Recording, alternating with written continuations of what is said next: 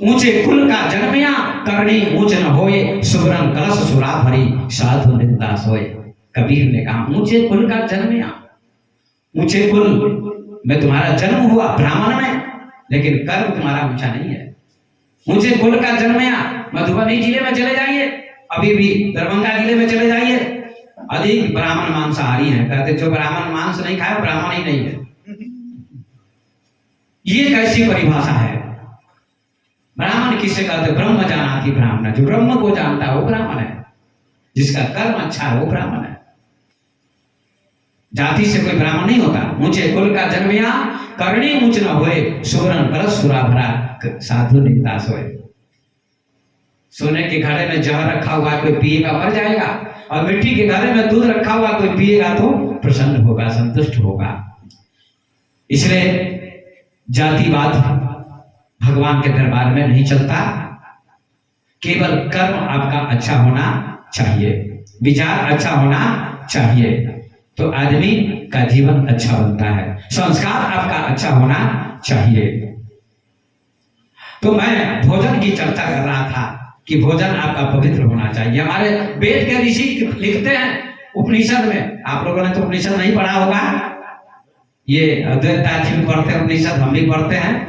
उपनिषद में एक लोक लिखा है श्लोक, आहार शुद्धौ सत शुद्धि, सत शुद्धौ दुर्वा स्मृति, स्मृति लंबे सब ग्रंथि नाम में प्रमोक्षा, छांदोग्य उपनिषद है। उसमें लिखा है कि भोजन के शुद्ध होने से क्या होता है? आहार शुद्ध, सत शुद्धि, मन शुद्ध होता है। सत्य माने मन, अंतःकरण, मन बुद्धि चित्त का मन शुद्ध होता है, और मन को शुद्ध करना ही जरूरी है।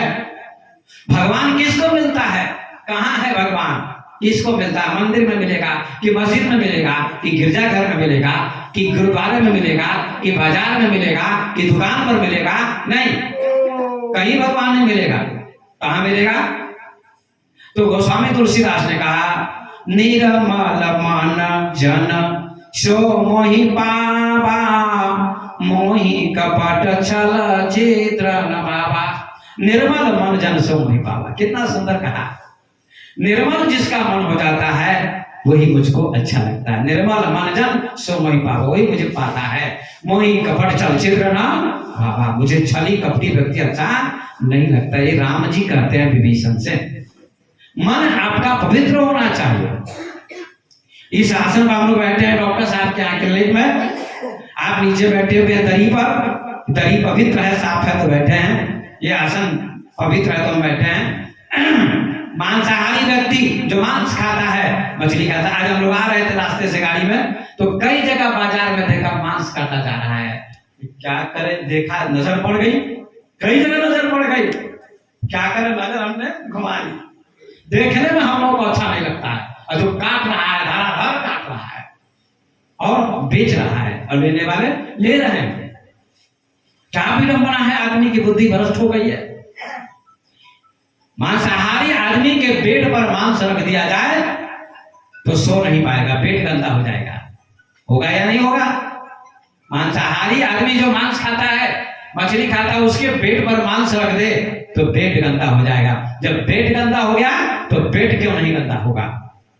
जब पेट गंदा हो गया तो पेट क्यों नहीं गंदा हो गया? जो भगवान का मंदिर है, असली मंदिर भगवान का कौन है? पढ़े लिखे लोग भी इसको बहुत कम लोग समझते हैं, लेकिन हमारे डॉक्टर साहब धन्यवाद के पात्र हैं जिन्होंने इस बात को समझाने के लिए हमें बुलाया कि बाबा कुछ अपनी पानी का रसास्वादन कराएंगे और समाज प्रसन्न होगा, समाज को शिक्षा मिलेगी, प्रेरणा मिलेगी। मैं आपसे कहना चाहता हूं सज्जनों कि शरीर भगवान का मंदिर है, वो भी मंदिर है, गलत नहीं है। उस मंदिर में भी लोग चप्पल निकाल के जाते हैं, जूते निकाल के जाते हैं, जाते हैं नहीं जाते हैं, जाते हैं, पवित्र भाव से जाते हैं, लेकिन पेट में मांस पड़ा हुआ जा रहा है आराम से, शराब पी के आराम से जा रहा है, चप्पल निकाल देते हैं लोग, जूते निकाल देते हैं, लेकिन पेट में मांस और शराब है तो आराम से मांसाहारी शराबी भगवान के मंदिर में घुस जाते हैं और उनको दर्शन हो जाता है। क्या भगवान मिल जाएगा हमको? क्या भगवान का आशीर्वाद मिल जाएगा? नहीं मिलेगा, कदापि नहीं मिलेगा। Body is temple of the God and heart is seat of the God. अंग्रेजी का वाक्य है, body is temple of the God. ये शरीर क्या है? भगवान का मंदिर है। ये शरीर भगवान का मंदिर है। पहला मंदिर तो यही है, दूसरा मंदिर वो है बॉडी टेम्पल ऑफ गॉड, शरीर मंदिर और इसमें दिल है। And heart is seat of the God. और हार्ट क्या है, हृदय क्या है, दिल क्या है? ये दिल क्या है? दिल, हार्ट, अंग्रेजी में हार्ट, हिंदी में हृदय और उर्दू में दिल। दिल दिल कहते हैं, दिल अच्छा होना चाहिए। कभी पंथी लोग आते हैं मंदिर तोड़ो, मस्जिद तोड़ो, इसमें नहीं खुदा है, मतलब तोड़ने की जरूरत नहीं। बात कहते हैं टूट जाए तो मंदिर फिर बन जाएगा, और मस्जिद टूट जाए तो फिर मस्जिद बन जाएगी। लेकिन दिल किसी का मत तोड़ो बंदे, ये घर खास खुदा का है। दिल किसी का मत तोड़ो, ये घर भगवान का है। कितना सुंदर कहा, बहुत सुंदर कहा है। तो दिल भगवान का बैठने की, दिल भगवान के बैठने की सीट है। Heart is seat of the God. भगवान के बैठने की सीट क्या है? दिल है, दिल। नेपाली भाषा में कहा है कि मानिस ठूलो दिले उनसे जातले होते हैं। मनुष्य दिल से बड़ा होता है, जात से बड़ा नहीं होता, दिल से बड़ा होता है, जिसका दिल बड़ा होता है। इसलिए आदमी को, व्यक्ति को शाकाहारी बनना चाहिए। शाकाहारी बनने से क्या होगा? आपकी बुद्धि अच्छी होगी, आपका विचार अच्छा होगा, आपका संस्कार अच्छा होगा और आपके बच्चे अच्छे बनेंगे। यदि माँ बाप अच्छे हैं, आप सभी जानते हैं कि दशरथ कौशल्या भक्त थे, तो उनके गर्भ से कौन पैदा हुआ? जिनको भगवान कहा जाता है, राम। और देवकी वसुदेव भक्त थे, उनके गर्भ से कौन पैदा हुआ? योगेश्वर श्री कृष्ण, जिनकी कीर्ति दुनिया में है, राम और कृष्ण की। और अंजनी जो भक्त थी, उसके गर्भ से कौन पैदा हुआ? हनुमान जैसा परम भक्त पैदा हुआ। और कयाधु जो परम भक्त थी, उसके गर्भ से प्रहलाद पैदा हुआ। और ध्रुव सुनीति के गर्भ से पैदा हुआ।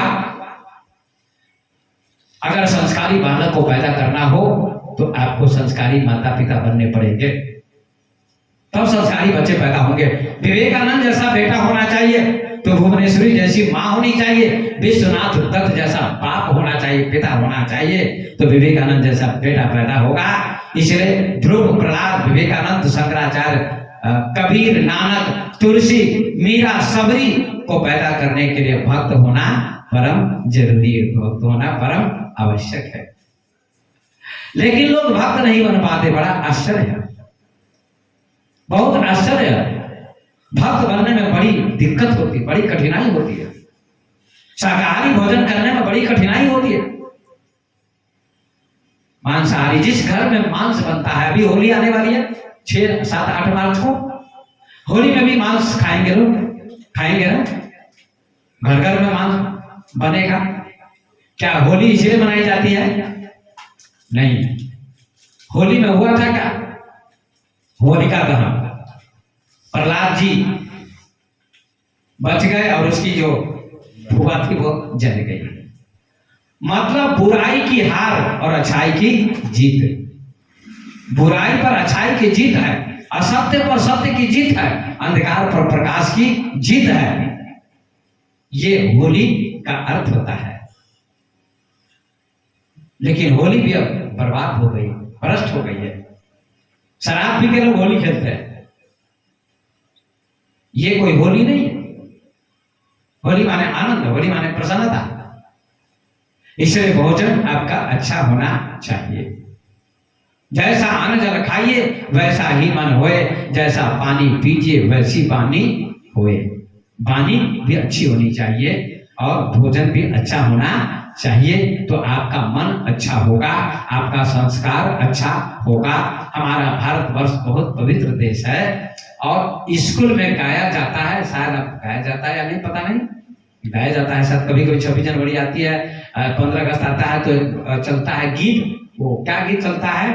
वो भारत देश है मेरा, जहां सत्य, अहिंसा और धर्म का पग पग लगता डेरा, वो भारत देश है मेरा। जहां डाल डाल पे सोने की चिड़िया करती है बसेरा, वो भारत देश है मेरा। कितना अच्छा कहा। जहां सत्य, अहिंसा और धर्म का पग पग लगता डेरा, सत्य का, अहिंसा का, सत्य, हिंसा और धर्म का 3 बातें बताते हैं इसमें। सत्य बोलो, हिंसा ना करो और धर्म पर चलो, ये 3 बातें इसमें बताई गई है। सत्य, सत्य कितने लोग बोलते हैं? बहुत कम लोग बोलते हैं सत्य। सत्य बहुत ही कड़वा होता है, लेकिन सत्य पर चलना कठिन है। और सत्य अच्छा है, सत्य में बचाते, गरम पानी भी ठंडा है। सत्य में बचाते। बीच में नहीं लाइए, डिस्टर्ब हो जाता है, आराम से ठीक है। सत्य बोलिए। सबसे बड़ा धर्म दुनिया में क्या है? सत्य। आपसे पूछा जाए सबसे बड़ा धर्म क्या है तो क्या बताइएगा? हिंदू। हम लोग हिंदू हैं ना, वास्तव में हम भी हिंदू हैं, आप भी हिंदू हैं, लेकिन सबसे बड़ा धर्म को स्वामी जी ने कहा सत्य है। हिंदू शब्द अच्छा है, बुरा नहीं, बहुत अच्छा शब्द है। और जितना उदार धर्म हिंदू है उतना कोई नहीं है, ये सत्य है। कुछ हिंदू धर्म में भी बुराइयां हैं, जातिवाद की, छुआछूत की, ये बुराई है। बाकी अच्छाई है कि सर्वे भवन्तु सुखिनः, सभी सुखी रह, सर्वे सन्तु निरामया, सभी निरोग रहे, सर्वे भद्राणि पश्यन्तु, सभी को अच्छी दृष्टि से देखे, मां कश्चित् दुख भाग भवेत्, किसी को दुख न हो, ऐसा कहा। तो जहां सत्य, हिंसा और धर्म का पग पग लगता डेरा, वो भारत देश है मेरा। बोलिए हनुमान जी महाराज की। देखिए सत्संग में, प्रवचन में लोगों को आलस आता है।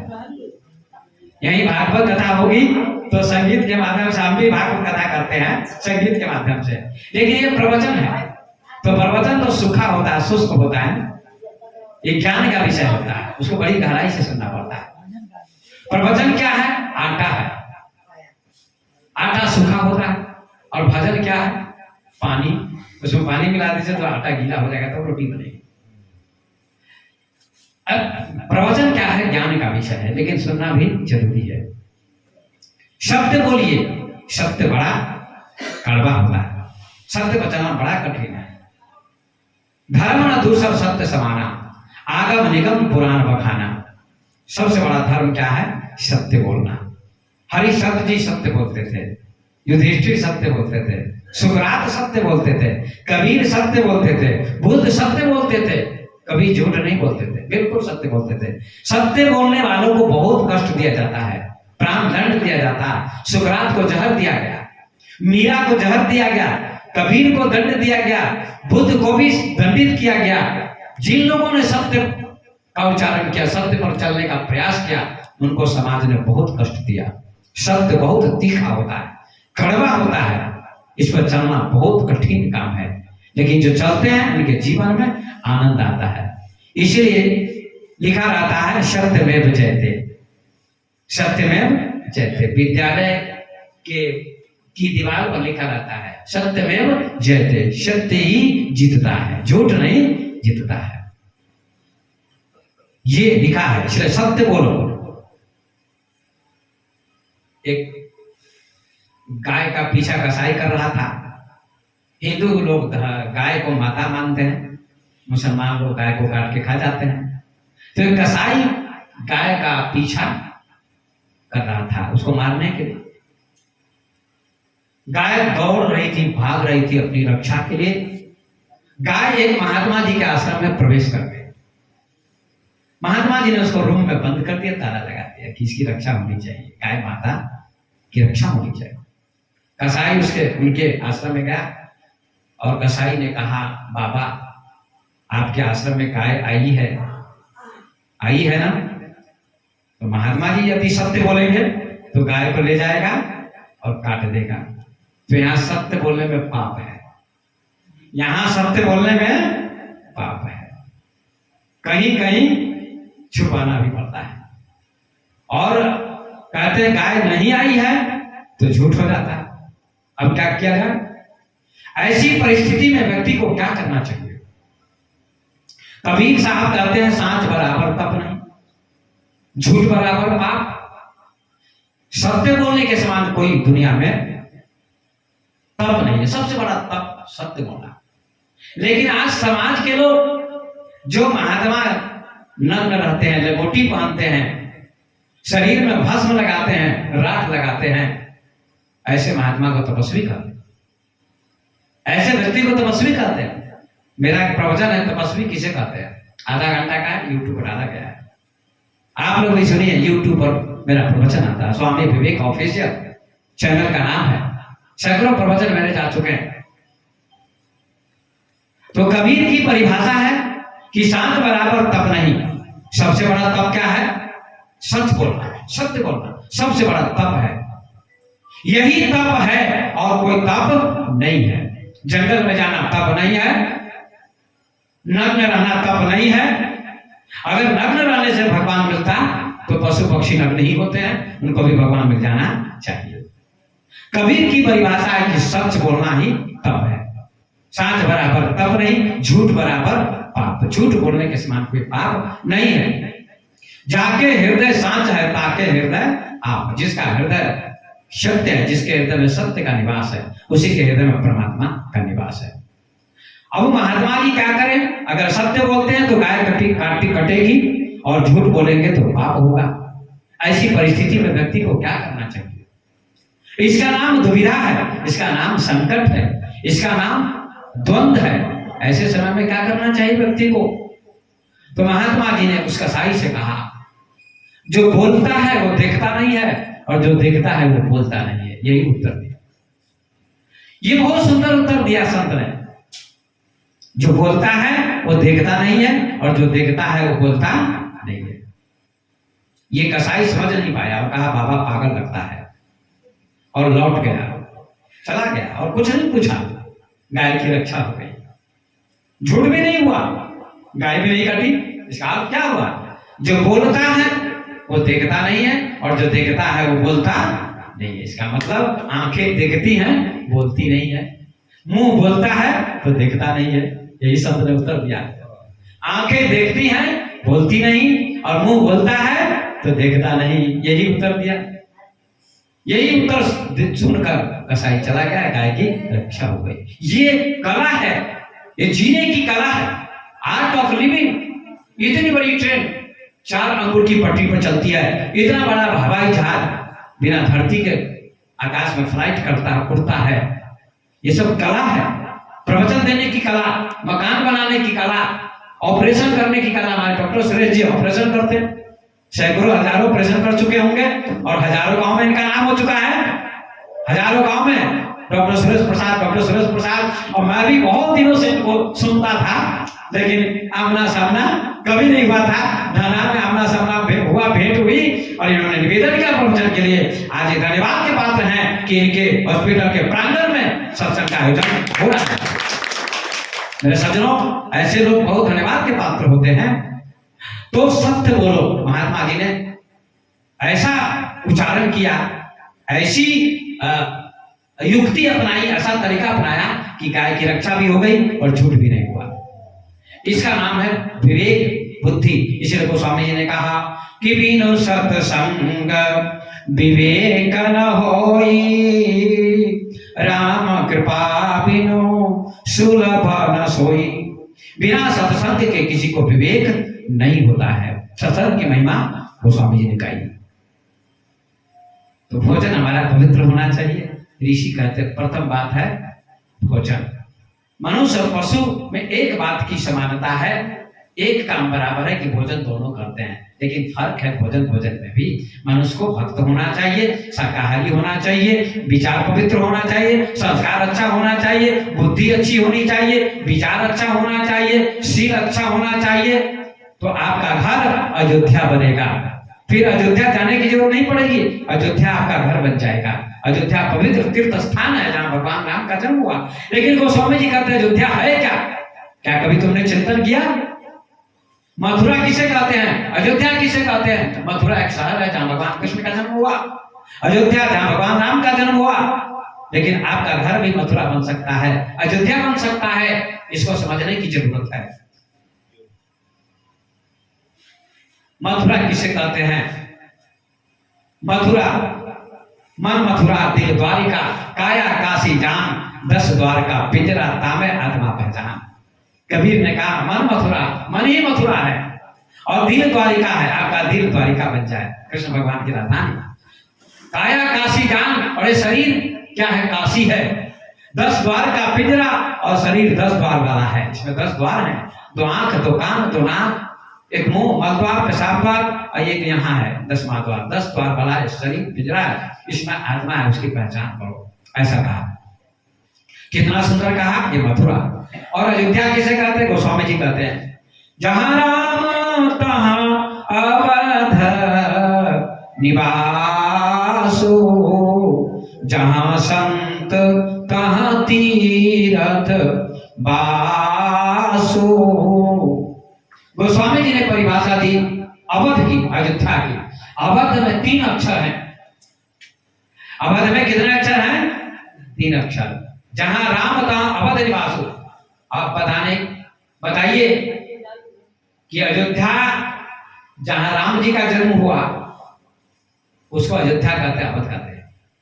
लेकिन गोस्वामी जी कहते हैं कि जहां राम जी है वहां अयोध्या है। अब राम जी कहां नहीं है? राम कहां नहीं है? राम माने परमात्मा, राम माने ब्रह्म, राम माने आत्मा। आपके शरीर के अंदर भी राम, हमारे शरीर के अंदर भी राम, सबके शरीर के अंदर राम। श्री राम है सब जग जाने, ऐसा कहा है गोस्वामी जी ने। श्री राम है सब जग जाने। कितना सुंदर विवेचन किया। ये चौपाई मुझे बहुत अच्छी लगती है। श्री राम है सब जग जानी, सारा जगत सीताराम में है। करो प्रणाम जोड़ी जुग पानी। दोनों हाथ जोड़ के प्रणाम करता हूं। लेकिन ऐसी दृष्टि लोगों की है। अगर भाई जितने पुरुष है सबको राम मान लिया जाए, जितनी महिलाएं हैं सबको सीता मान लिया जाए, तो कभी विवाद समाज में नहीं होगा। समाज अयोध्या बनेगा, स्वर्ग बनेगा। जहां राम तहां अवध निवासो। जहां राम जी वहां अयोध्या। अ माने नहीं, वध माने हिंसा। जहां हिंसा ना हो, वध ना हो, वह घर अयोध्या है। जिस घर में हिंसा ना हो, वध ना हो, हत्या ना हो, बकरी न काटी जाती हो, खसी न काटा जाता हो, मुर्गा न काटा जाता हो, जो घर भक्त है पूरा परिवार, वह घर अवध है, अयोध्या है। कोई घर अयोध्या नहीं। कितनी अच्छी परिभाषा दी। ये गोस्वामी जी की परिभाषा। जहां राम तहां अवध निवासु। जहां राम जी वहां अयोध्या है। आज हमारे डॉक्टर सुरेश जी का ये किले पवित्र बन गया, तीर्थ बन गया। जहां संत तहां तीर्थ वासु। जहां संत हैं वहां तीर्थ बन जाता है। ये स्थान, ये क्लिनिक हॉस्पिटल अभी तीर्थ बन गया। जहां संत तहां तीर्थ वासु, वह तीर्थ है। तीर्थ गए फल एक है, संत मिले फल 4, सदगुरु मिले अनेक फल, कहे कबीर विचार। तीर्थ गए फल एक है। तीर्थ जाएंगे तो एक फल मिलेगा। स्नान कर लीजिएगा गंगा जी में, एक फल मिल जाएगा। संत मिले फल 4, संत मिलते हैं तो 4 फल मिलते हैं। संत मिलते हैं तो 4 फल मिलते हैं। वो 4 फल कौन है? धर्म, अर्थ, काम, मोक्ष। ये 4 फल मिलते हैं संतों के दर्शन से। सदगुरु मिले अनेक फल। सदगुरु मिलते हैं तो अनेक फल मिलते हैं, कहे कबीर विचार। इसलिए भोजन पवित्र होना चाहिए। बुद्ध, महावीर, कबीर, नानक, तुलसी आदि की भांति हमारे जीवन में पवित्रता आनी चाहिए, भाव आना चाहिए, संस्कार आना चाहिए। ये प्रथम बात की समानता है। अब दूसरी बात की चर्चा करता हूं कि भोजन पशु भी करते हैं और मनुष्य भी करते हैं। एक बात समान है, एक काम बराबर हो गया। और दूसरा काम क्या है? नींद। पशु पक्षी भी सोते हैं और मनुष्य भी सोते हैं। लेकिन पशु पक्षी को कोई टेंशन नहीं होता, कोई तनाव नहीं होता है, क्योंकि पशु को मकान बनाने की चिंता नहीं होती, बच्चों को पढ़ाने की चिंता नहीं होती, खेती करने की चिंता नहीं होती, दुकान चलाने की चिंता नहीं होती, व्यापार करने की चिंता नहीं होती। कोई भी चिंता पशु पक्षी को नहीं होती है। क्यों? पशु पक्षी शरीर में जीते हैं, शरीर के अलावा कुछ नहीं समझते हो। शरीर के तल पर पशु पक्षी जीते हैं। बस खाना, बस हो गया, सो जाना, और कुछ भी नहीं। बच्चे पैदा करना और बहुत अच्छी नींद उनको आती है। लेकिन मनुष्य को अच्छी नींद नहीं आती है। किसान को अच्छी नींद आती है, मजदूर को अच्छी नींद आती है, मनुष्य में भी। लेकिन बड़े बड़े उद्योगपति को, बड़े बड़े सेठ को अच्छी नींद नहीं आती है।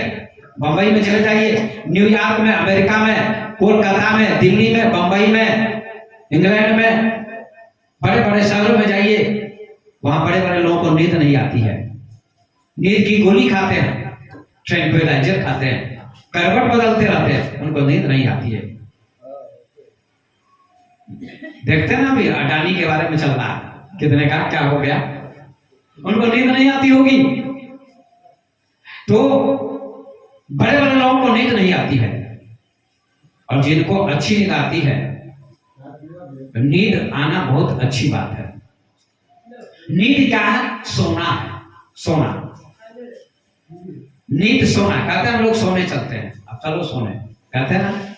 सोना 4 प्रकार का होता है। एक सोना धतूरा को कहते हैं, एक सोना जिसका गहना बनता है उसको, एक सोना गेहूं को कहते हैं, एक सोना नींद को कहते हैं।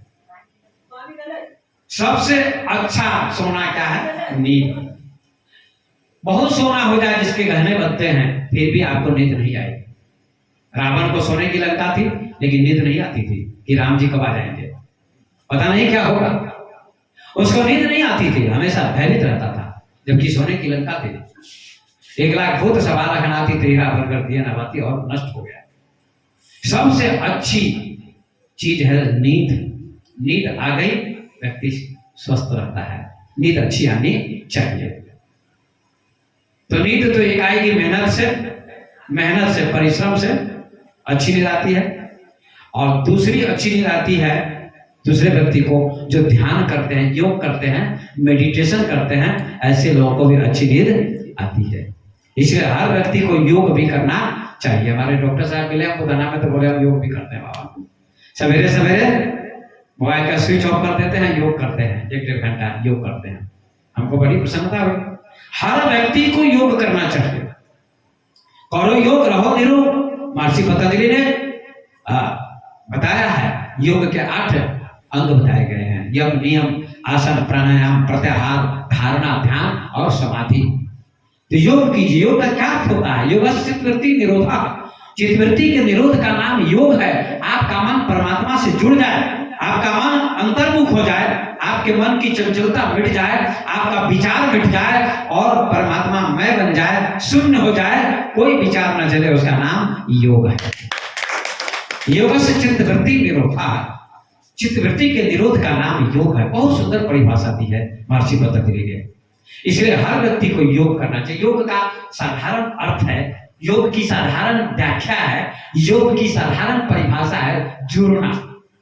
जुड़ना, 1 और 1 2 होते हैं मैथ में, 2 और 2 4 होते हैं, 5 और 5 10 होते हैं। ये मैथ का हिसाब है, गणित का हिसाब है। लेकिन योग में 1 और 1 1 ही होता है। योग में, ध्यान से सुनिएगा, योग में 1 और 1 1 ही होता है, 2 नहीं होते, 1 हो जाता है। क्योंकि मन भी परमात्मा में बन जाता था, 1 हो जाता है। मन मिट गया, मन खत्म हो गया, परमात्मा में लीन हो गया, उसका नाम योग हो जाता है। जैसे बूंद समुद्र में मिल गई तो बूंद मिट गई, वो समुद्र बन गया, 1 हो गया। अद्वैत उसी को कहते हैं। अभी हमारा अद्वैत आज बोला था ना, अद्वैत समष्टि, तो अद्वैत उसी को कहते हैं। 1 का नाम अद्वैत है। 1 हो जाता है, आत्मा परमात्मा दोनों मिल जाते हैं और 1 हो जाते हैं। इसका नाम है योग, माने जुड़ना, परमात्मा से जुड़ जाना। जैसे लड़की लड़के जुड़ जाते हैं, शादी विवाह होता है तो गुरु शिष्य जुड़ जाते हैं, आत्मा परमात्मा जुड़ जाते हैं, मन परमात्मा से जुड़ जाता है, परमात्मा में मिल जाता है, मिलन हो जाता है। जैसे दूध में पानी मिलके पानी में दूध जैसा हो जाता है, एकत्व हो जाता है, 1 हो जाता है, उसका नाम योग हो गया। इसलिए योग भी करें हम लोग। तो नींद अच्छी योग से आएगी और ध्यान से आएगी।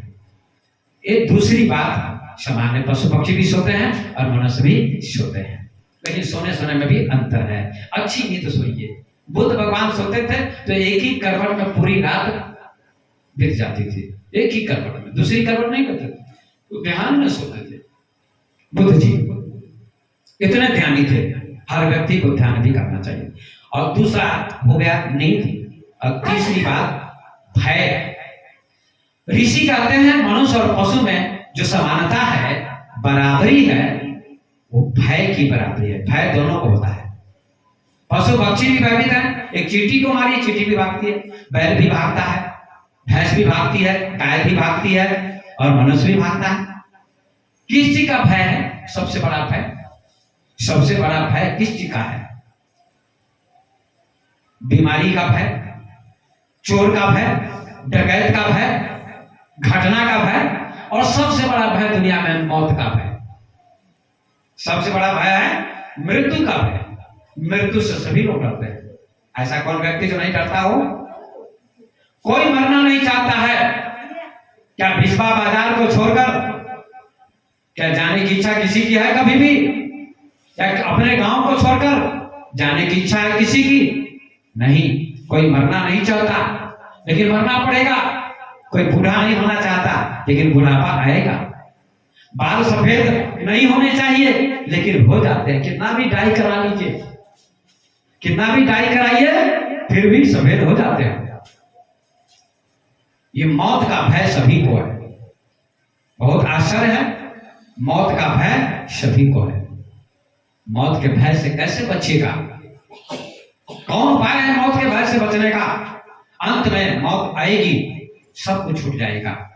मकान छूट जाएगा, दुकान छूट जाएगी, सगे संबंधी छूट जाएंगे, शरीर पर छूट जाएगा, संपत्ति छूट जाएगी। महर्षि व्यास महाभारत में कहते हैं, धनानि भूमौ वसवस्य गोष्ठे भार्या गृहीत्वारे जना शमशाने देहश्चितायां परलोक मार्गे धर्मानुगो गच्छति जीव। ये कहा, संस्कृत में लिखा, धनानि भूमौ वसवस्य गोष्ठे। धनानि भूमौ, जब व्यक्ति की मृत्यु होती है तो धन संपत्ति जमीन पर ही रह जाती है। धनानि भूमौ वसवस्य गोष्ठे, और गाय गौशाला में रह जाती है। जना शमशाने, और गांव के लोग शमशान घाट तक जाते हैं। और पत्नी घर के दरवाजे तक खड़ी रह जाती है। और ये शरीर जिससे बहुत प्रेम था आपका, ये शरीर बड़ा कीमती है। ये शरीर बड़ा कीमती है। ऐसा कीमती शरीर किसी का भी नहीं है। इसका मूल्य सभी नहीं समझते। बाजार में आप आते हैं, भिस्बा बाजार बहुत पुराना। मैं जब छोटा था तो बाजार में आता था, यहाँ अपने पिताजी के साथ कभी कभी आता था भिस्बा बाजार पर। बहुत सारी चीजें बिकती हैं बाजार में। मिठाई भी बिकती है, और सब्जी भी बिकती है, कपड़े भी बिकते हैं, और मछलियां भी बिकती हैं, मांस भी बिकता है। बहुत सारी चीजें बिकती हैं। जिनको जो चीज चाहिए वही चीज मिल जाती है। ग्राहक जैसा होता है वैसी चीज मिल जाती है। ये संसार बाजार है, और ये सत्संग हो रहा है। इस सत्संग में भी लोग खरीदने आते हैं। ज्ञान को खरीदिए, ज्ञान लीजिए। ये ज्ञान बाजार में नहीं मिलेगा। इसलिए गोस्वामी जी ने रामचरितमानस में लिखा कि मति की रति गति भूति बलाई, जो जही जतन जहां जही पाई, सो जानब सत्संग प्रभाव, लोकहु वेदन आन पाऊ। मति की रति गति भूति बलाई, सत्संग से 5 चीजें मिलती हैं। 5 लाभ मिलते हैं। व्यापार से पैसे मिलते हैं, दुकान से पैसे मिलते हैं, खेती करने से अनाज मिलता है, परिवार का पालन पोषण होता है। लेकिन सत्संग से भी 5 चीजें मिलती हैं, 5 लाभ मिलते हैं। वो कौन? मति, वो स्वामी तुलसीदास कहते हैं, अच्छी बुद्धि मिलती है सत्संग से। क्या मिलती है? क्या चीज मिलती है? अच्छी बुद्धि मिलती है। अच्छी बुद्धि आपको दुनिया में कहीं नहीं मिलेगी, केवल सत्संग में मिले। या तो कबीर को मिली अच्छी बुद्धि, या बुद्ध को, महावीर को, तुलसी को, विवेकानंद को, शंकराचार्य को, ध्रुव को, प्रहलाद को, या गांधी को, या जितने भी महापुरुष हुए हैं, सबको अच्छी बुद्धि कहां से प्राप्त हुई? केवल सत्संग से। दूसरा कोई उपाय नहीं है। वो स्वामी जी कहते हैं मति की रति। और दूसरी बात, आज अच्छी बुद्धि नहीं होने के कारण समाज में विवाद होता है, परिवार में विवाद होता है, महिलाएं लड़ती हैं, सास बहू लड़ती हैं ना, भाई भाई लड़ते हैं ना, पिता पुत्र लड़ते हैं, पड़ोसी लड़ते हैं। क्यों? अच्छी बुद्धि नहीं होने के कारण तो लड़ाई होती है ना। वो स्वामी जी कहते हैं, सुमति तहाँ संपत्ति नाना, जहां कुमति तहाँ विपत्ति निधाना। जहां सुमति तहाँ संपत्ति नाना। जहां अच्छी बुद्धि है वहां संपत्ति बहुत है। मतलब क्या हुआ? मतलब हुआ, अगर गरीब भी है व्यक्ति संपत्ति ज्यादा नहीं है, अगर अच्छी बुद्धि है तो उसको सुख मिलता है।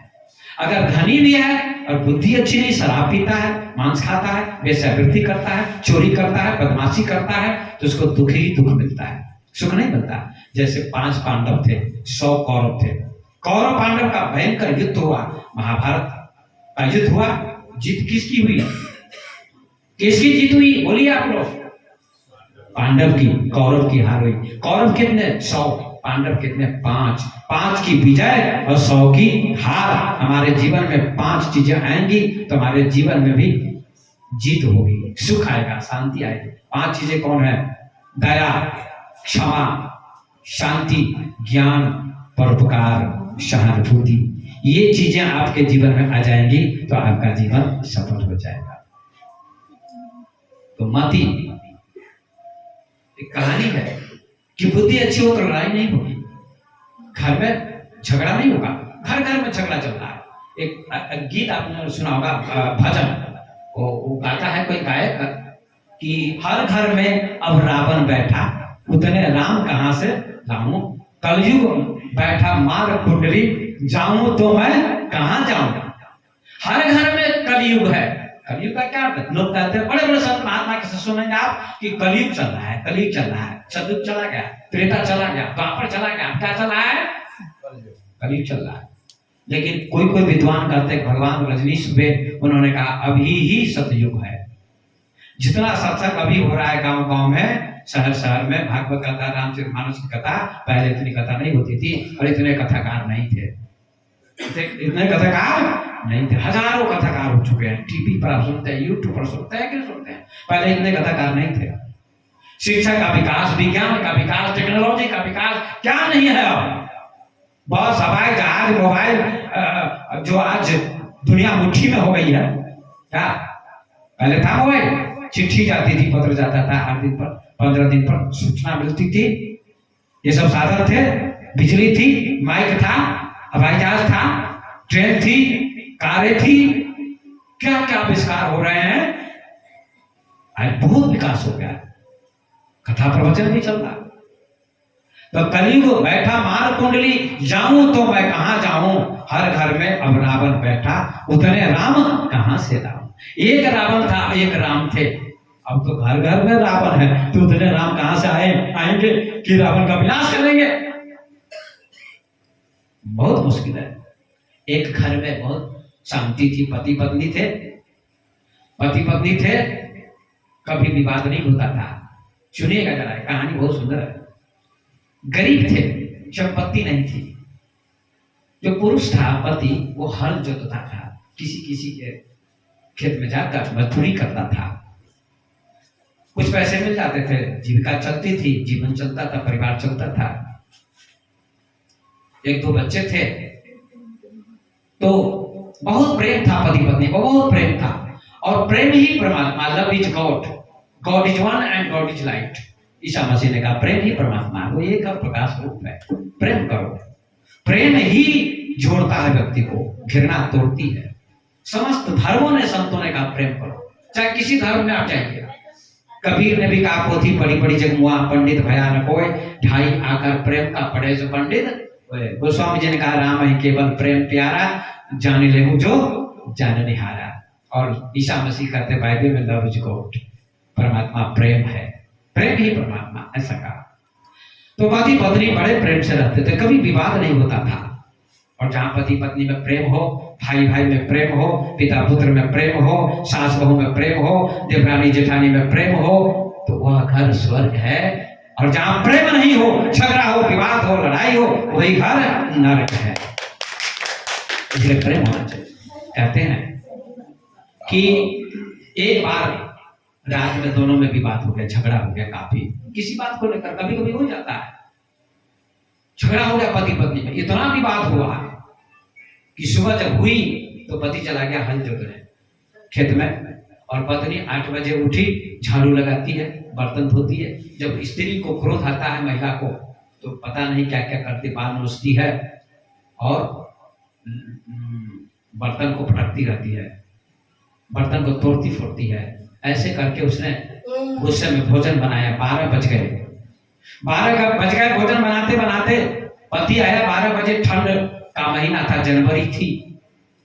नहाया धोया 1 बज गया, भोजन तो बन चुका था, चावल दाल सब्जी। पति कहता है पत्नी से भोजन दो हमको। तो पत्नी गुस्से में बैठी हुई थी, कहीं गुस्से में बैठी हुई थी, बिल्कुल गुस्से में थी। 105 डिग्री जैसे पारा हो जाता है बुखार का टेम्परेचर, कभी कभी तो बहुत हालत खराब हो जाती है। इसी प्रकार से उसको क्रोध था, इतना क्रोध था उसको, इतने क्रोध में थी वो। कहते हैं पत्नी बैठी हुई है, पति बार बार कहता है हमको भोजन दे दो, हमको भोजन दे दो। कहती है लेके खा लो, मैं नहीं दूंगी, मैं नहीं दूंगी, लेके खा लो। कई बार कहा नहीं देती है, तो बेचारा पति जाता है, चावल परोसता है, दाल परोसता है, सब्जी परोसता है, कटोरी में रखता है, सब कुछ ठंडा हो गया था, दाल भी ठंडी, सब्जी भी ठंडी, चावल भी ठंडा, ठंड का महीना।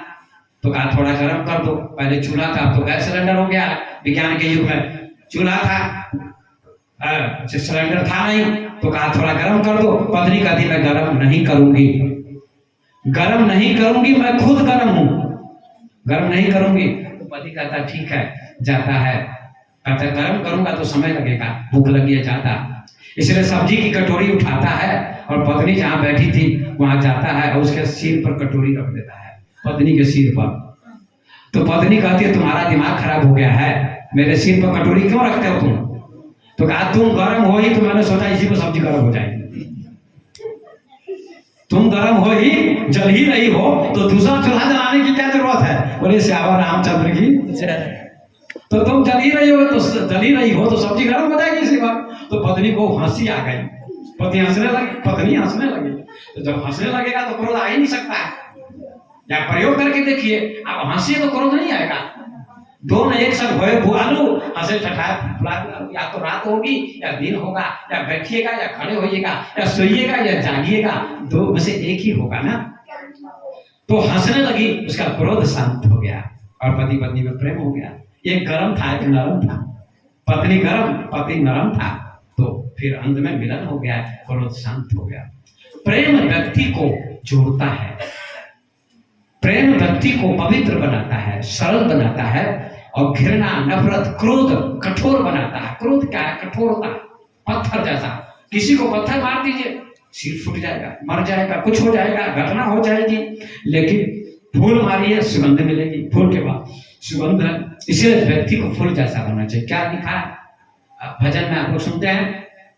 किसी को दुख नहीं देना चाहिए, किसी को दुख नहीं देना चाहिए, सुख देना चाहिए। हम लोग सुख देने के लिए आए, मेरे डॉक्टर साहब ने बुलाया सुख देने के लिए। प्रवचन क्या सुख है?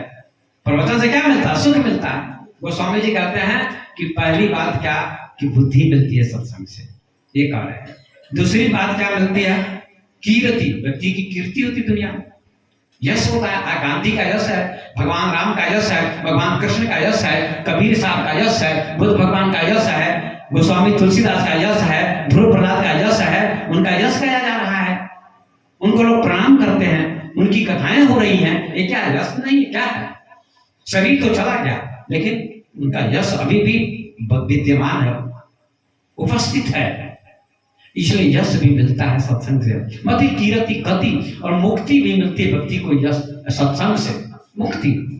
और तीसरी बात गति मुक्ति, भूति माने ऐश्वर्य, संपत्ति भी सत्संग से मिलती है। वो स्वामी जी कहते हैं ऐश्वर्य सत्संग से मिलता है। देखो विभीषण को रावण ने लात मारी, राम की शरण में गया, रावण मरा, विभीषण को राज्य मिला। मिला ना? संपत्ति का मतलब मैं आपको धन नहीं दे दूंगा। धन कमाने की युक्ति क्या नहीं बता देते हैं, कैसे धन मिलेगा, कैसे संपत्ति मिलेगी, कैसे बुद्धि अच्छी होगी, ये योगी लोग संत लोग युक्ति बताते हैं, तरीका बताते हैं। तो संपत्ति भी आपको मिलेगी सत्संग से। संपत्ति कैसे मिलेगी, इसका ज्ञान मिलेगा। और भलाई होती है सत्संग से, भलाई होती है। किसकी भलाई नहीं हुई सत्संग से? सबकी भलाई हुई। इसलिए हमारे किसी संत ने मति कीर्ति गति भूति भलाई जो जही जतन जहां जही पाई, जिन्होंने जहां से भी ये 5 चीजें प्राप्त की सत्संग से प्राप्त की। लोकों वेद न आन पाओ, लोक में संसार में और वेद में ये 5 चीजें नहीं मिलेंगी आपको। कहां मिलेंगे? सत्संग में ये 5 चीजें मिलेंगी। कितना अच्छा विवेचन गोस्वामी जी ने किया है। इसलिए किसी को दुख मत दीजिए, सुख दीजिए। 4 वेद 6 शास्त्र में बात लिखी है, दोए सुख देवे सुख होता है, दुख देवे दुख होए।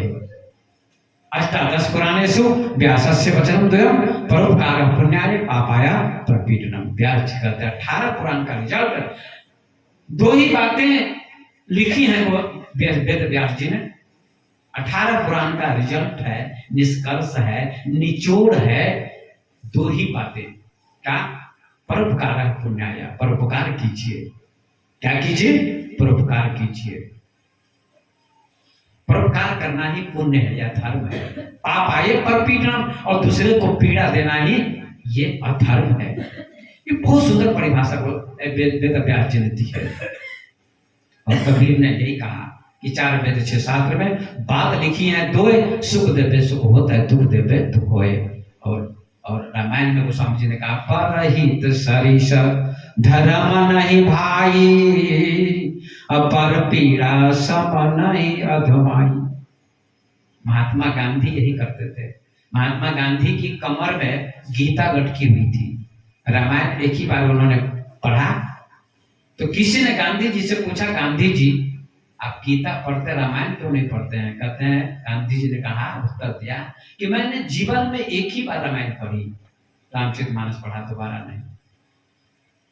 और मेरे आश्रम में गौशाला है, गाय को घाव हो गया है, उसकी मैं सेवा कर रहा हूँ, मलहम पट्टी करता हूँ। रामायण की एक ही चौपाई मैंने पढ़ी कि परहित सरिस धर्म नहीं भाई, पर पीड़ा सम नहीं अधमाई। सबसे बड़ा धर्म क्या है? दूसरों की सेवा करना, दूसरों का हित करना सबसे बड़ा धर्म है। अब इससे बड़ा धर्म कहाँ खोजना चाहिएगा? मंदिर में, मस्जिद में कोई भी धर्म यही करता है। ईसाई धर्म भी यही करता है, यहूदी धर्म भी यही करता है, हिंदू धर्म भी यही करता है, बौद्ध धर्म भी यही करता है, जैन धर्म भी यही करता है, इस्लाम में भी यहाँ तक लिखा है। इस्लाम धर्म की पुस्तक कुरान है, मेरे पास इतनी मोटी कुरान है, हिंदी में है, मैंने पूरा पढ़ा है उस ग्रंथ को। उसमें लिखा है 396 पेज है उसमें, बनी इसराइल 12, 15, 16, 17 में कि किसी जीव की हत्या मत करो, अल्लाह ने इसे हराम ठहराया है। ये कोई मुसलमान कहता है, कोई मौलवी कोई नहीं कहता है। कोई मौलवी प्रवचन में, भाषण में, मिलाद में, मस्जिद में ये बात नहीं कहता है कि किसी जीव की हत्या न करो, अल्लाह ने इसे हराम ठहराया है। और हराम को लोग बुरा मानते हैं, हलाल की कमाई खाओ, हराम की कमाई न खाओ। हिंदू में भी तो कहते हैं हराम, क्या कहते हैं लोग? जब गाली देते हो कहते हैं हराम ज्यादा, नहीं कहते लोग? हराम खोर, नमक हराम नहीं बोलते हैं। ये क्या है? गाली है? मैं नहीं गाली दे रहा हूँ, एक भाषा है। नमक हराम, हराम खोर बोलते हैं कि नहीं बोलते हैं? मतलब हलाल की कमाई खाओ, हराम की कमाई मत खाओ। ये कुरान में लिखा। खुदा तक मांस नहीं पहुंचता, खून नहीं पहुंचता है, वहां तकवा पहुंचता है। तकवा का मतलब दया, तकवा का मतलब धर्म, दया, रहम, ये परमात्मा तक, खुदा तक पहुंचता है। यही कबीर भी कहते हैं, जहां दया तहां धर्म है, जहां लोभ तहां पाप, जहां क्रोध तहां काल है, जहां क्षमा तहां आप। कितनी सुंदर परिभाषा दी। ये आम जनता भी, अनपढ़ व्यक्ति भी आराम से समझ सकता है। जहां दया तहां धर्म है, जहां दया है वहां धर्म है, दया ही धर्म है। जहां लोभ तहां पाप, जहां लोभ है वहां पाप है, जहां क्रोध तहां काल है, जहां क्रोध है वो होता है वहां काल होता है, जहां क्षमा तहां पाप, ये कहते हैं। तो अब थोड़ी देर में मैं विराम दूंगा। एक बात और है, तो हमारे एक विद्वान ने लिखा है, किसी को सताओ मत, नहीं चाहिए दिल दुखाना किसी का, नहीं चाहिए दिल दुखाना किसी का। सुंदर शरीर होने से व्यक्ति सुंदर नहीं होता है, दिल आपका सुंदर होना चाहिए। इस भजन में नहीं चाहिए दिल दुखाना किसी का। मन मलिन तन सुंदर कैसे, विश्रस भरा कनकघट जैसे। तुलसीदास जी ने लिखा रामायण में कि शरीर तो सुंदर है, गोरा सुंदर शरीर, लंबा शरीर, स्वस्थ शरीर, लेकिन गुण अच्छा नहीं है। मन मलिन तन सुंदर कैसे, विश्रस भरा कनकघट जैसे। सोने के घड़े में जहर मिला हो तो कोई भी पिएगा मर जाएगा। इसलिए इस भजन में कहते हैं, नहीं चाहिए दिल दुखाना किसी का, सदा ना रहा है सदा ना रहेगा, जमाना किसी का, नहीं चाहिए दिल दुखाना किसी का। सदा न रहा है सदा न रहेगा, जमाना किसी का। रावण भी चला गया, राम भी चले गए, लेकिन राम की पूजा होती है रावण की नहीं, कृष्ण भगवान की पूजा होती है कंस की नहीं, इसलिए हिटलर की पूजा नहीं होती है, गांधी की पूजा होती है, संतों की पूजा होती है, उनका आदर होता है। इसलिए उन लोगों ने समाज को सुख दिया, दिल किसी का दुखाया नहीं, समाज को शांति दी, मार्ग दिखाया, प्रकाश दिया, इसलिए उनका सम्मान हो रहा है। आएगा बुलावा तो जाना पड़ेगा, आएगा बुलावा तो जाना पड़ेगा, सर आकर तुझको झुकाना पड़ेगा, वहां ना चलेगा वहां ना चलेगा, बहाना किसी का, नहीं चाहिए दिल दुखाना किसी का, नहीं चाहिए दिल दुखाना किसी का। शोहरत तुम्हारी यहीं रह जाएगी, शोहरत तुम्हारी यहीं रह जाएगी, दौलत तुम्हारी धरी रह जाएगी, नहीं साथ जाता नहीं साथ जाता, खजाना किसी का, नहीं चाहिए दिल दुखाना किसी का, नहीं चाहिए दिल दुखाना किसी का दिल मत दुखाओ, सब कुछ यही रह जाएगा खजाना। सिकंदर भी गया तो खा लिया, इकट्ठे कर जहां के जब, सारे मुल्कों के मालिक थे, सिकंदर जब गया दुनिया से तो दोनों हाथ खाली थे, कफन के बाहर निकाल दिया उसने, निकलवा दिए दोनों हाथ कि मैं मर जाऊंगा तो दोनों हाथ बाहर निकाल देना। कहा क्यों? कहा मैं कुछ भी नहीं ले जा रहा हूँ। 14 ऊँट पर कहते 14 ऊँटों पर चाबियां लादी जाती थी, तिजोरी की चाबी। बताइए इतना इकट्ठा किया था, फिर भी कुछ नहीं ले गया। इसलिए हम एक चीज ले जा सकते हैं, हाथ तो खाली जाएंगे, शरीर तो जाएगा, सबका हमारा आपका, लेकिन एक चीज तो ले जा सकते हैं। व्यास जी वही कहते हैं कि धर्मानुभव गच्छति जीव एक, जीव के साथ धर्म जाएगा। अगर धर्म करेगा तो धर्म जाएगा, अधर्म करेगा तो अधर्म जाएगा, ये सृष्टि का नियम है। पहले तो तुम अपने आप को संभालो, पहले तो तुम अपने आप को संभालो, हक नहीं बुराई तुझको औरों में निकालो, बुरा है बुरा जग में, बुरा है बुरा जग में, बताना किसी का, नहीं चाहिए दिल दुखाना किसी का, नहीं चाहिए दिल दुखाना किसी का। बुरा है बुरा जग में, बताना किसी का।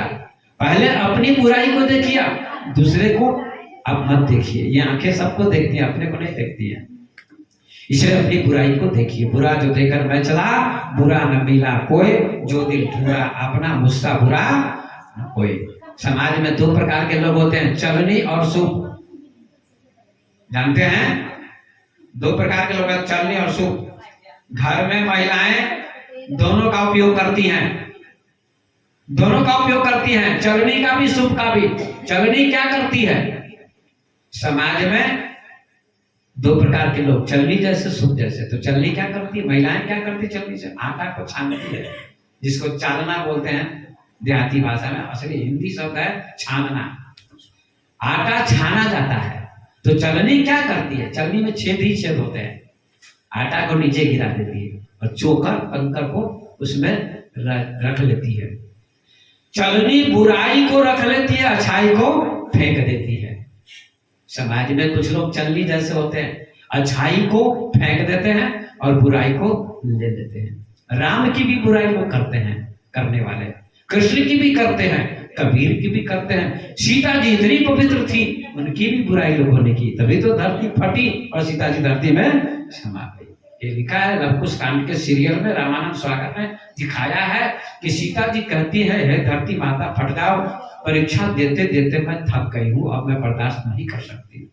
बताइए, इतनी पवित्र नारी को भी लोगों ने कलंकित किया। अयोध्या की जनता ने कहा कि सीता जी अगर पवित्र हैं तो परीक्षा दे। बताइए, एक बार अग्नि परीक्षा हो गई और दूसरी बार फिर जनता कहती है कि अपनी परीक्षा दे। तो सीता जी ने कहा, कमाल के लोग हैं, अब मैं कैसे जीऊं? तो धरती फटती कहते हो, समा जाती है। यहाँ सीता जैसी महान नारी का भी अपमान होता है। कबीर को भी गालियां दी जाती हैं, बुद्ध को भी पत्थर मारा जाता है, और मीरा को भी जहर दिया जाता है, और सुकरात को जहर दिया जाता है।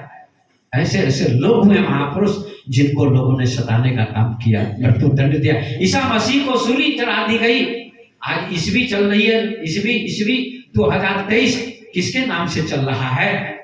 जरा बोलिए, आप लोग पढ़े लिखे लोग हैं, ईसवी किसके नाम से चलती है? ईसा मसीह के नाम से चलती है ना।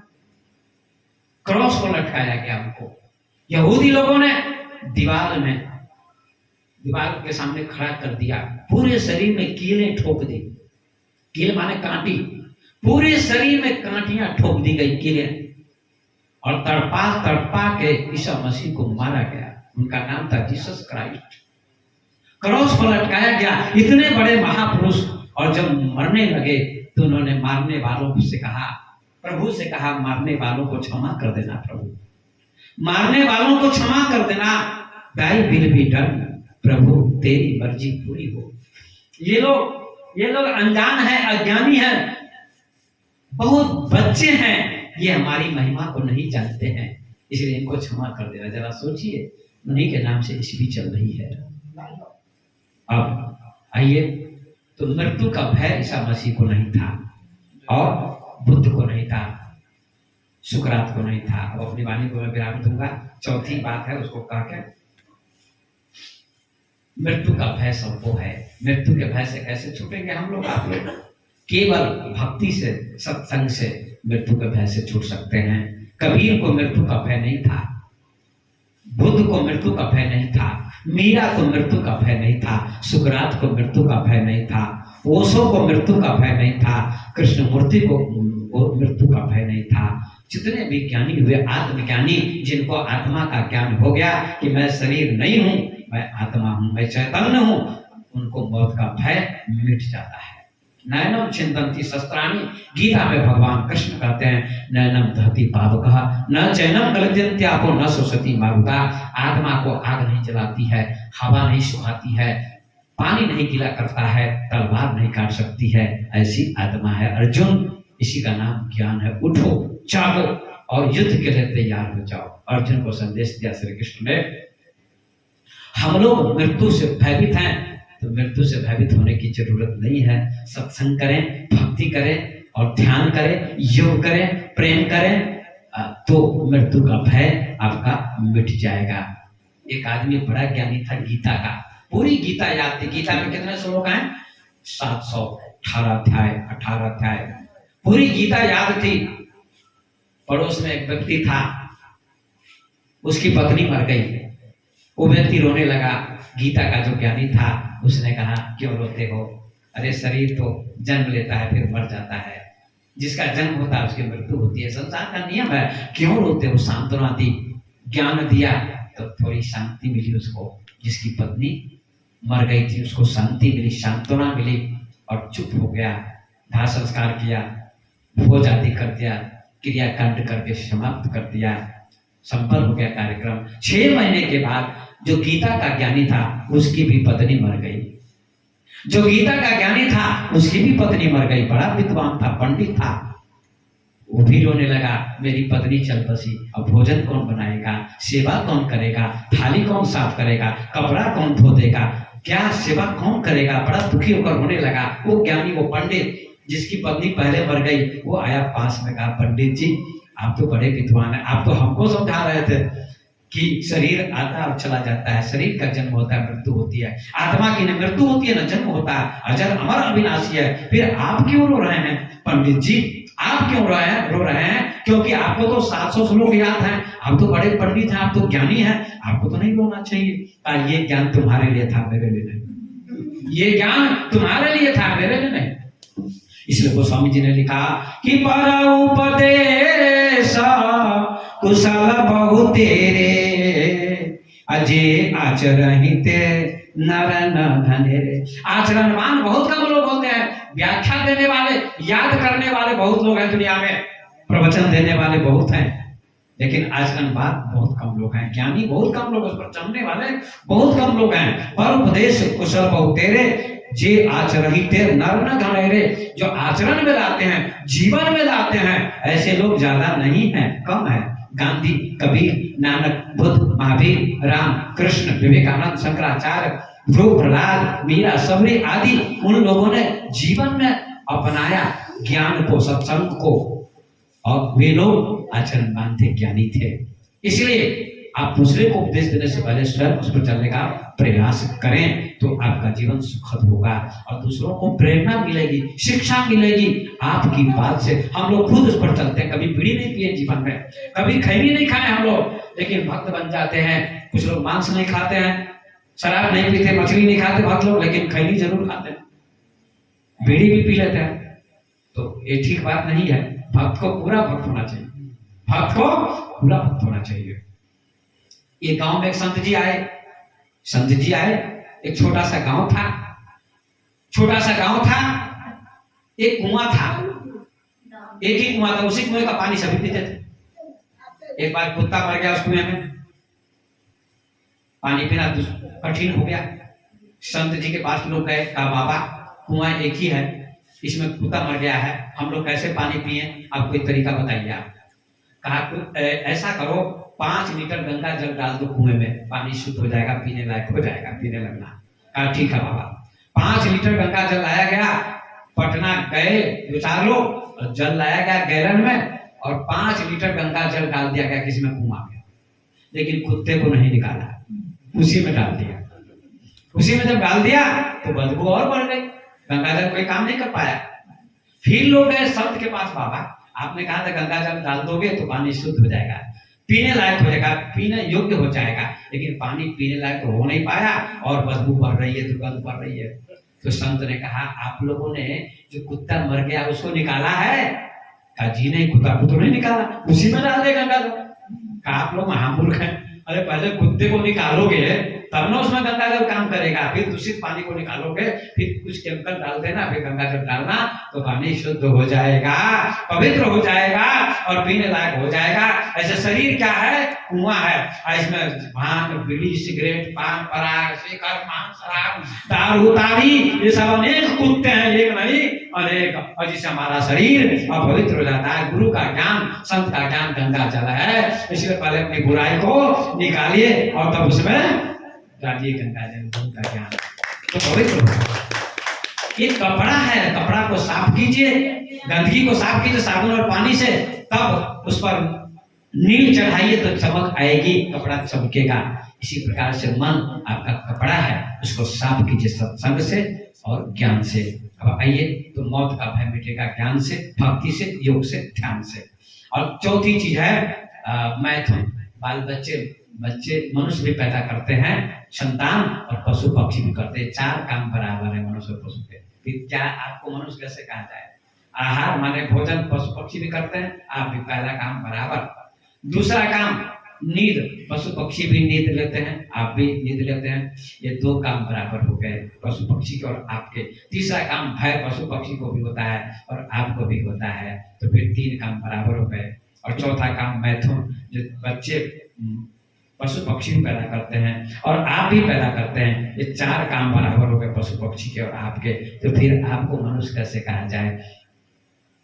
तो अंतिम श्लोक की कड़ी में कहते हैं ऋषि, धर्मस्य हि तेषाम् अधिकम विशेषो धर्मेण हीना पशुभिः समाना। मनुष्य के पास केवल धर्म की विशेषता है, धर्म का ज्ञान पशु पक्षी को नहीं होता है।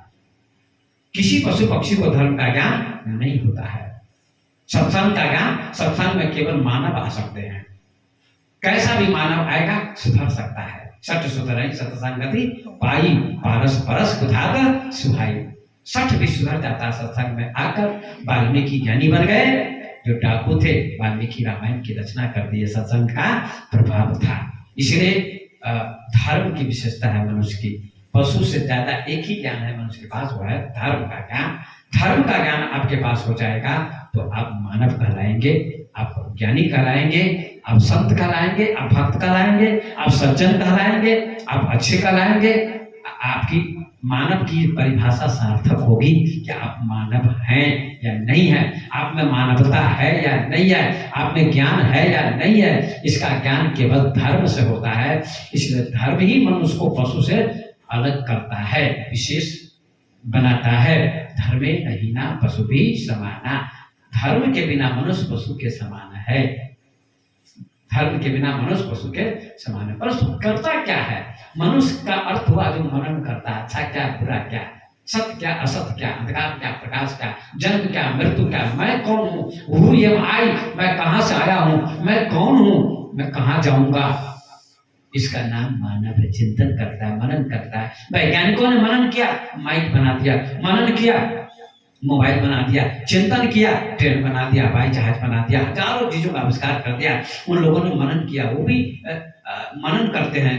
वैज्ञानिक लोग मनन करते हैं और ऋषि भी मनन करते हैं। ऋषि लोग भी रिसर्चक होते हैं, वैज्ञानिक होते हैं, जो आत्मा परमात्मा की खोज करते हैं। वेद उपनिषद, गीता, रामायण, भागवत की रचना की वे भी मनन करते हैं और उनके लिखे हुए ग्रंथ की कथा लोग करते हैं, प्रवचन देते हैं। तो इन्हीं शब्दों के साथ और अपनी वाणी को मैं विराम दूंगा कि मनुष्य और पशु में क्या अंतर है और क्या समानता है, इसकी मैंने व्याख्या की। आहार निद्रा भय मैथुनंच समान वेतन पशुभिर नराणां धर्म से ही तेषां अधिकम विशेषो धर्मेण हीना पशुभिः समाना।